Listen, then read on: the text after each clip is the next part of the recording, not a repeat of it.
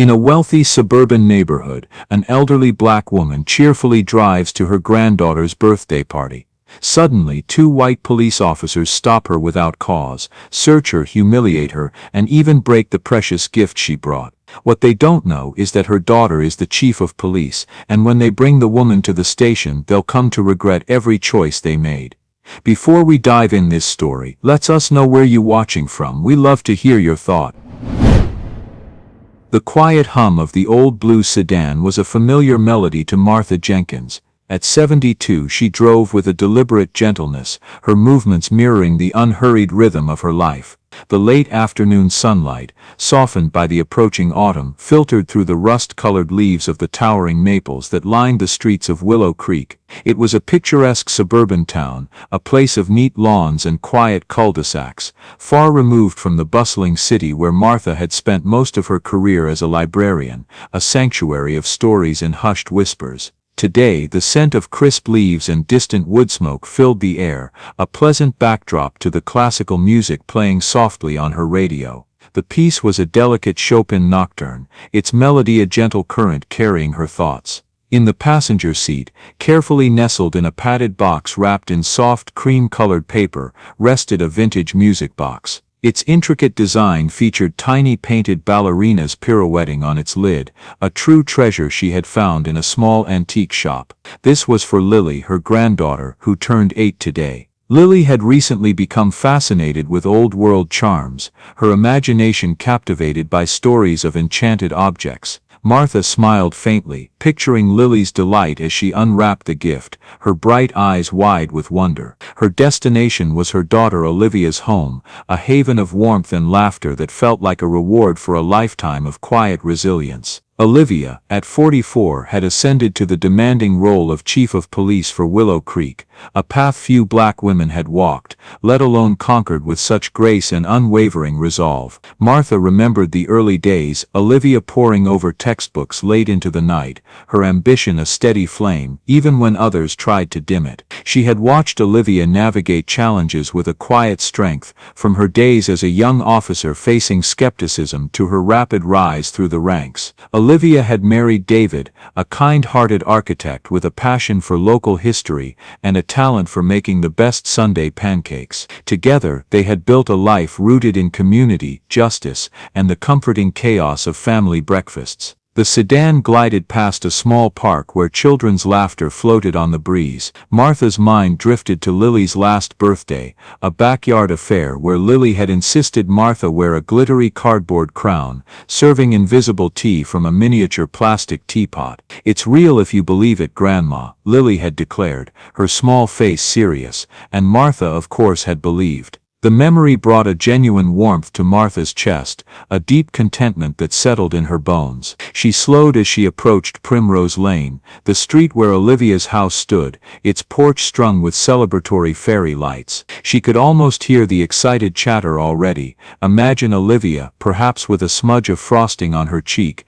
pretending she hadn't secretly ordered Lily's favorite rainbow cake from the bakery downtown. This day, above all else, was about family, about the simple joy of being together. A sudden flash in her rearview mirror broke the peaceful reverie. A police cruiser, its headlights glinting, had appeared behind her, following her for at least the last 2 turns. Martha's gentle smile faded, replaced by a subtle tension that tightened her shoulders. She didn't panic. Panic was not a response she entertained, not after the life she had lived. Her registration was current, the old sedan, though vintage, ran impeccably, and she certainly wasn't exceeding the speed limit. Her hands remained steady on the wheel as she tapped the brake pedal gently. Then the flashing lights intensified, a stark punctuation of red and blue slicing through the fading amber of the afternoon. A siren, brief and sharp, pierced the calm. Martha pulled over immediately, her movements deliberate and practiced. She rolled down her window before the officers even approached,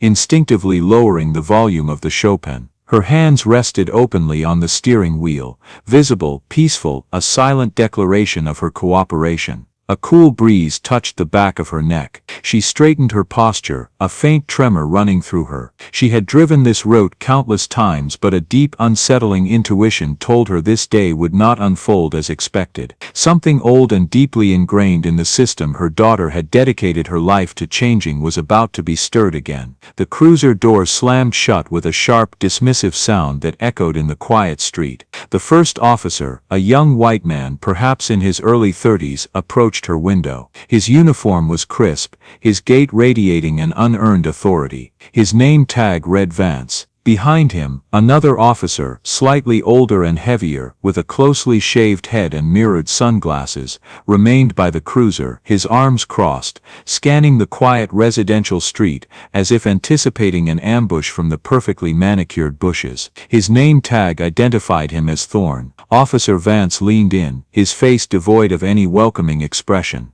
"License and registration," he commanded, his voice clipped and flat, without so much as a greeting. Martha nodded, her voice calm and clear. "Certainly, officer. May I reach into the glove compartment?" Vance did not immediately respond. He simply stared, his gaze lingering on her face, then her hands, as if her words required careful decryption. The silence stretched, thick with unspoken judgment. Eventually, he offered a curt, irritated nod. Martha moved slowly, deliberately, her every action a conscious display of non-aggression. She opened the glove box, retrieving the small worn folder she always kept there. Her driver's license, already neatly tucked inside, was on top. She handed it to him, her eyes steady, holding no fear but no challenge either, only a quiet, undeniable dignity. Vance took the papers, examining them with a meticulous scrutiny that seemed designed to discover fault rather than ascertain truth. He let out a small, dismissive click of his tongue. "You live in the Old Mill District?" he asked,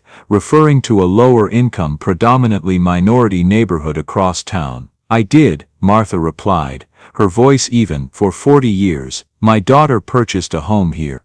I'm heading to her place now." Vance raised an eyebrow, a subtle curl of his lip betraying his incredulity. "Driving this thing?" He gestured vaguely at her teal sedan with an open disdain, as if it were a broken-down relic rather than a meticulously maintained vehicle that had served her faithfully for decades, outlasting many newer models. Martha let the implicit insult pass. She had lived long enough to recognize when a man was not genuinely seeking information but rather delivering an assessment. From the cruiser, Officer Thorne called out, his voice rough. "You been through here before? You know someone in this neighborhood?" Martha turned slightly towards him, making an effort to maintain the composed atmosphere of the interaction. "Officer, I've navigated many neighborhoods in my time, but yes, my daughter lives just a few blocks ahead." Thorne snorted, a derisive sound. "What's her address?" Martha calmly provided it. Vance scribbled it down on his notepad, his pen scratching loudly, as if he expected the information to be a fabrication.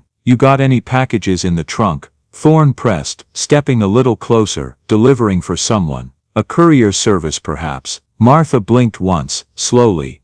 "No, just a birthday gift for my granddaughter." Vance handed her papers back with a negligent flick of his wrist, then stepped aside, speaking in clipped tones into the mic clipped to his shoulder. Martha couldn't make out the words, but the rhythm was unmistakable. A quick background check, a deliberate stall. Thorne advanced, now fully engaged, his arms no longer crossed. "Ma'am, mind stepping out of the vehicle?" Martha paused, a flicker of weariness crossing her face. "Is there a specific reason?" she asked, her voice still composed. "Standard check," Thorne replied, his tone dismissive. "You matched a vague description of someone casing porches in this area. Older black female, older model car." Martha inhaled, a slow deep breath, as if drawing strength from the ancient trees that sheltered the quiet street. "I assure you I'm not casing anything. I'm a guest in this neighborhood, on my way to celebrate a birthday." But Thorne was already reaching for the door handle. Martha stepped out calmly, her movements fluid and unhurried. No sudden gestures, no flash of anger, just the heavy, quiet weariness of someone who had walked this road countless times before. "Turn around. Hands on the hood." "Is this truly necessary?" Martha asked, her voice holding a soft, polite query, despite the rising tide of indignity. "You don't get to decide that," Thorne snapped, his voice sharp.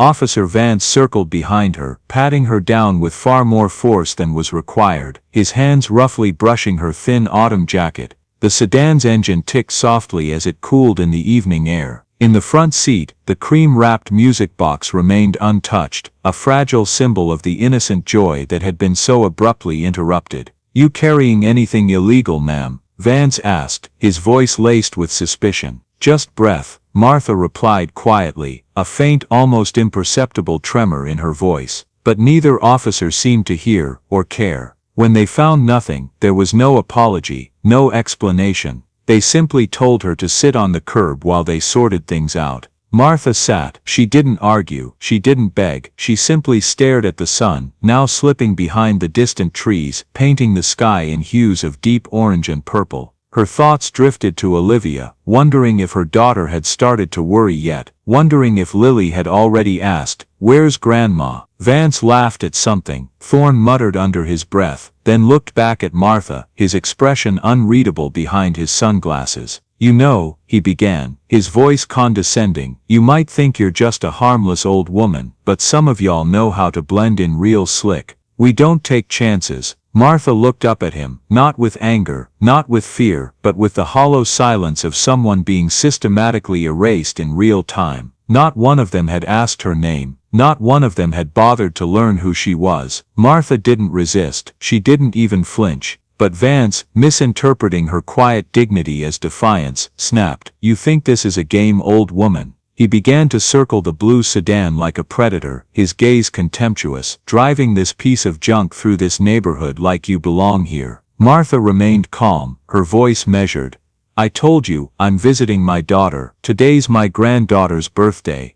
Vance scoffed. He leaned through the open passenger window, his hand reaching for the small cream-wrapped box lying innocently on the seat. "What's this?" he barked, shaking it roughly, as if it might conceal something dangerous. "Please," Martha said quietly, her voice barely a whisper, "that's for my granddaughter. It's fragile." But Vance didn't care. He turned the box over roughly in his hands, then tore at the ribbon with a sneer, peeling away the paper in 2 violent rips. Inside lay the delicate music box, its tiny painted ballerinas and intricate winding key exposed amidst the crumpled tissue paper. Thorne peered over his shoulder. "What, you planning to break into someone's house and serve tea?" He laughed, a harsh, humorless sound. Martha's mouth opened slightly, but no sound emerged. Then Vance did it. Whether out of pure malice or careless ignorance, he let the box slip from his hand. It hit the asphalt with a dull crack. One of the tiny painted ballerinas, so painstakingly crafted, snapped cleanly from its base. "Oops," Vance muttered, without a trace of sincerity. "Guess that's not street legal either." Martha knelt down slowly, her knees stiff, her hands trembling as she gathered the broken pieces, as if they were fragile fragments of something much larger, her dignity, her patience, her place in the world. "You didn't have to do that," she said softly, her voice thick with a profound sadness. Thorne turned away as if he hadn't heard. Vance said nothing at all. The stop didn't end with violence in the traditional sense. No fists, no blood, just the kind of casual brutality that leaves no visible bruises, only the deep aching knowledge that you were never truly seen as human to begin with. The ride to the station was silent, save for the occasional static buzz of the police radio and the low rumble of tires on pavement.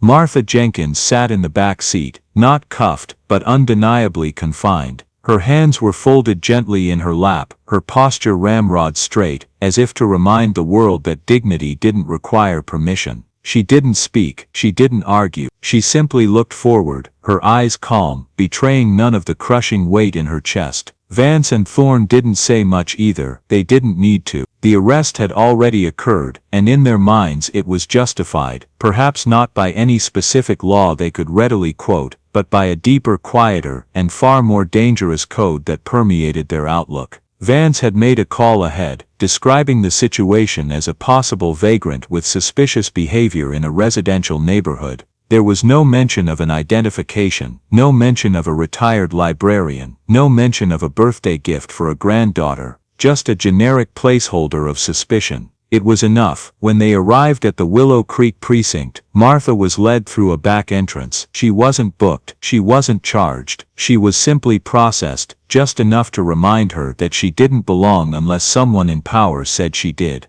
They sat her down on a hard plastic chair near the intake area. A few officers glanced her way, their expressions ranging from indifference to faint curiosity. No one asked her name, no one asked if she was okay. At the front desk, Officer Vance stood with casual arrogance, recounting his version of the stop to the attending desk officer. "Didn't answer questions clearly," he said, flipping through a clipboard, his voice loud enough to carry. "Couldn't confirm her reason for being in the neighborhood. Said she was going to visit someone, but we couldn't verify." "Did she resist?" the desk officer asked, not bothering to look up from her screen. Vance shrugged dismissively. "Not exactly, but she wasn't cooperative." They used that word, uncooperative, like a subtle lever designed to tip the scale toward guilt even when there was none. Martha sat quietly. The hard plastic chair creaked under her weight, but she didn't shift. She simply waited, not for mercy, not for an explanation, but for truth. She had lived long enough to know that truth always arrived, even when it was painfully late.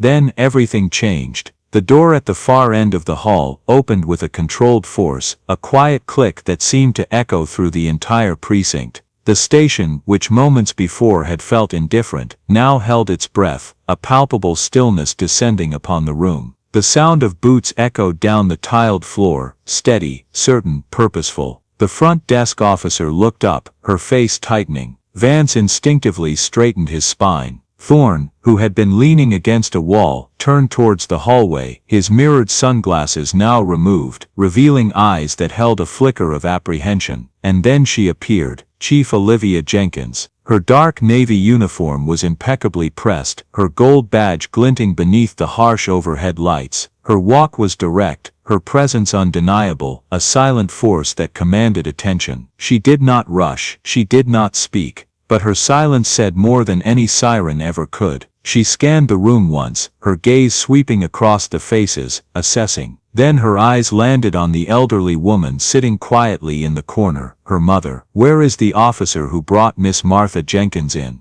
Olivia's voice was low, but it carried a cutting edge that sliced through the sudden quiet. Officer Vance snapped to attention, standing first, straightening his spine as if it could somehow conceal the panic already coiling behind his eyes. "Chief, ma'am, we had a report of a suspicious vehicle, older model, no tags visible. We followed procedure." "You followed nothing," Olivia cut in, her tone flat, utterly devoid of emotion, yet heavy with accusation. She stepped closer, each word landing like a precise blow. "You stopped a 72-year-old woman, offered no clear reason, and brought her into custody without charge. You tore into her personal property. You broke her granddaughter's birthday gift. That's not procedure, that's abuse." "That's not entirely accurate, Chief," Thorne muttered, his arms folded across his chest, attempting a posture of defiance. Olivia turned her piercing gaze to him. "Would you like me to roll the footage? I've already pulled the body camera files, or what little was turned on." "The video cuts in after the stop began, Officer Thorne. That in itself is a policy violation." Vance took a step forward, puffing his chest, attempting to regain some semblance of authority. "With all due respect, Chief, we didn't know who she was. She wasn't cooperating. It didn't need to be anyone special for you to treat her with basic respect." Olivia snapped, her eyes narrowing to slits. "But she was someone. Someone you humiliated, someone you manhandled. Someone whose only crime was being black and elderly in a neighborhood you decided she didn't belong in." Thorne bristled, his face flushing. "Look, we had every reason to be cautious. That kind of car, and that kind of neighborhood is my neighborhood," Olivia interrupted, stepping in until she was eye to eye with Thorne, her voice a dangerous calm. "And that woman, that's Martha Jenkins, my mother, a retired librarian, a veteran of the United States Air Force, a grandmother, and not a damn one of those facts would have mattered to you, would they?" Vance's voice rose now, defensive. "We didn't mistreat her. We followed protocol. If anything, she gave us attitude."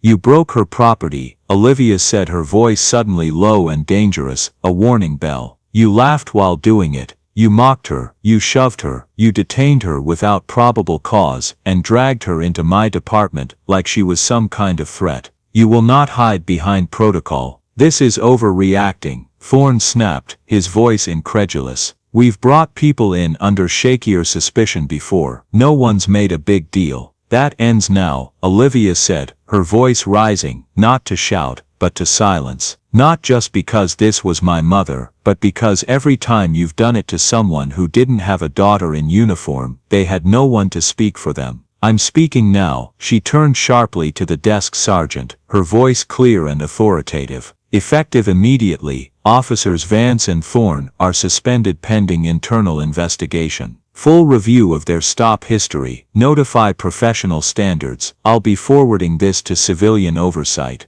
You're going to ruin our careers over this. Vance barked, his face flushed with a mixture of anger and disbelief. No, Olivia said, stepping back with icy finality. You already did that. I'm just making it official. She turned back to the desk officer, reiterating her directive with unwavering resolve. Effective immediately, Officer Thorne and Officer Vance are suspended pending internal investigation. Notify professional standards. I'll oversee the review myself. Neither officer moved, frozen in disbelief. Then Olivia turned to her mother, her voice softened, just barely. Come on, Mama, let's go. Martha stood, still tall, still composed. She nodded once, a subtle gesture of acknowledgement and relief. Then she walked beside her daughter, no longer just an old woman stopped on the street, but a mother walking out with her head held high. And Olivia didn't look back, not once, not until the station doors closed behind them, and justice, real justice, began its slow, deliberate unfolding.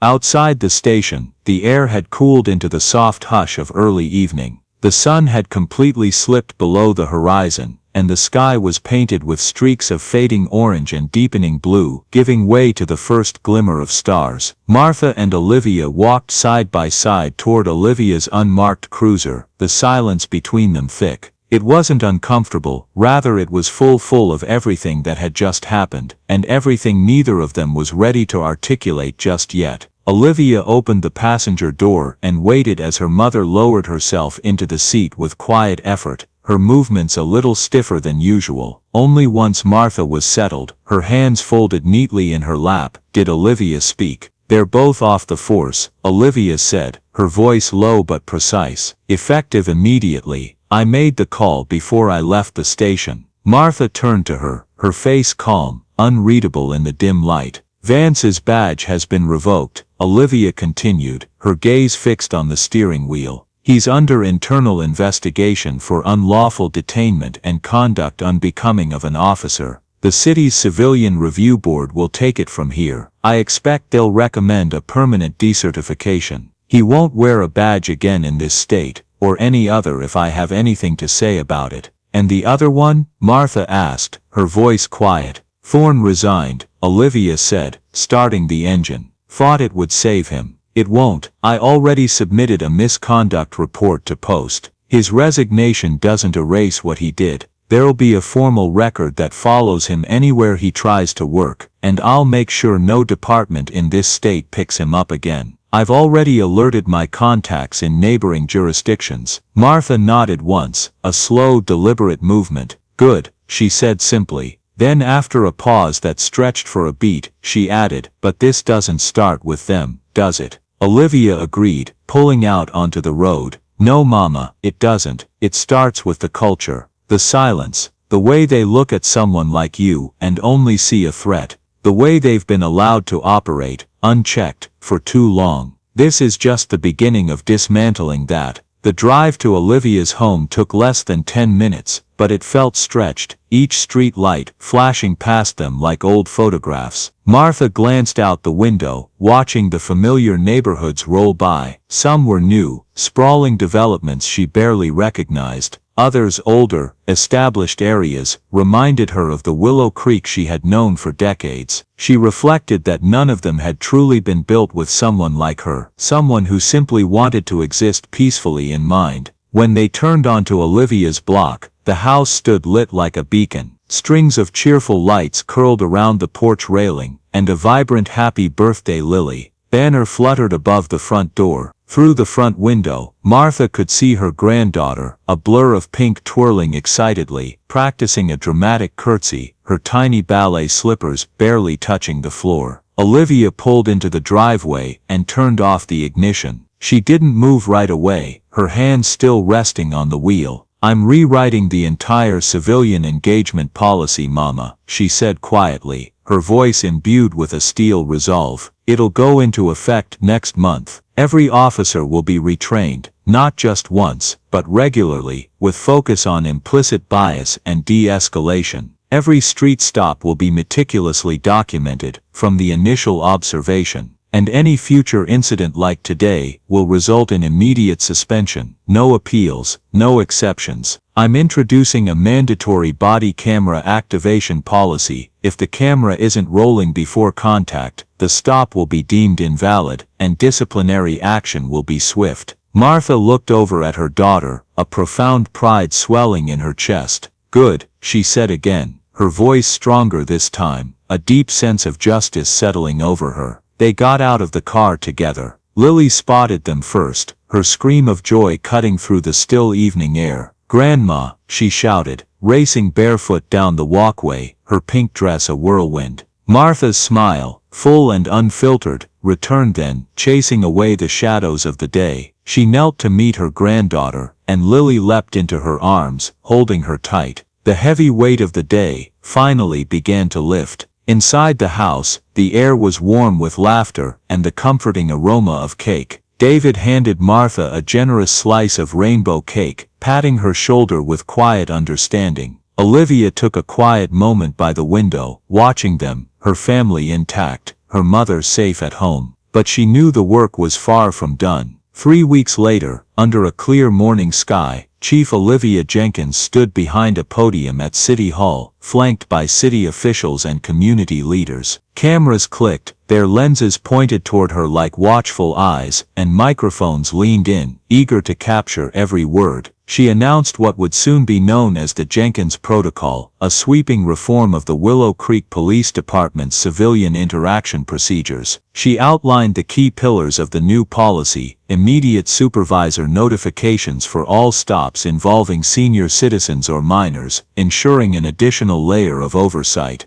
mandatory quarterly bias and de-escalation training for every officer, moving beyond simple awareness to practical application; full body camera activation before any contact with a civilian, with the explicit consequence that the stop would be deemed invalid and subject to disciplinary review if not followed; and finally, the establishment of a new independent oversight committee, including civilian members, to review patterns of misconduct and ensure accountability. Reporters peppered her with questions. Some probed, attempting to find a weakness in her resolve. One reporter asked if naming the policy after her mother was too personal, implying a conflict of interest. Olivia looked straight into the camera, her gaze unblinking, her voice resonating with unshakable conviction. "It's not personal," she said, her voice clear and strong. "It's necessary, because too often, women like my mother are made invisible, questioned, dismissed, their dignity eroded by casual indifference and systemic prejudice. This policy is our promise that silence is no longer an option. This policy is our promise that Willow Creek will be a place where every citizen, regardless of their age, race or neighborhood, is treated with respect and dignity, and if any officer can't uphold that promise, they don't belong here." That evening, Martha sat on Olivia's porch, a warm cup of herbal tea in her hand. Lily, already half asleep, was curled next to her, her small head resting on Martha's shoulder. On the small table beside them sat the vintage music box. One of the tiny ballerinas was missing, a poignant reminder of the day's ordeal. But the other ballerinas remained, and the box, though damaged, was still filled with imagination. Lily had spent an hour listening to its delicate melody, creating new stories for its remaining dancers. For the first time in a long time, Martha Jenkins didn't feel like she had to be anything other than exactly who she was: a grandmother, a veteran, a retired librarian, a beloved mother. She felt seen, heard, and finally, unequivocally protected by the very system that had once so casually forgotten her.